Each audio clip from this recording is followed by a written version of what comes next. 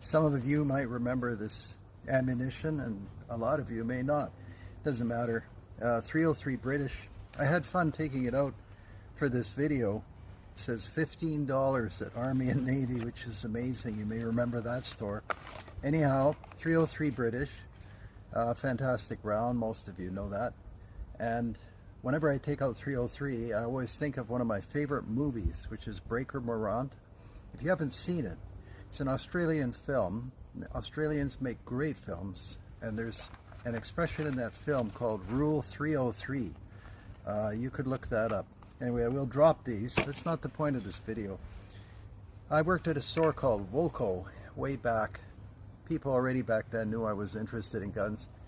And one fellow brought in a gun. He said, I can't hit a flock of barns with this 30-06 or 270. Anyway, he was shooting the wrong ammo in the wrong gun, but it was a Mauser 98. So the bolt held the cartridge in place for ignition. But it's not a bad idea, and this is not scientific, but it can be helpful.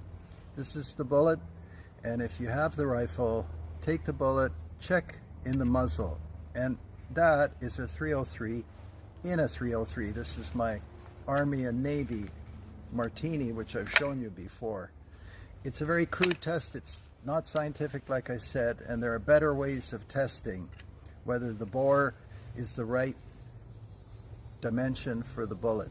But at least it gives you an idea. So if this is rattling around like shooting a 270 and a 30-06 like that guy was doing, of course the bullet's going to rattle around and do nothing. Anyway, I hope you find that helpful. Like I said, better ways to do this, but that gives you a rough idea whether you're on track. All right, thanks for watching.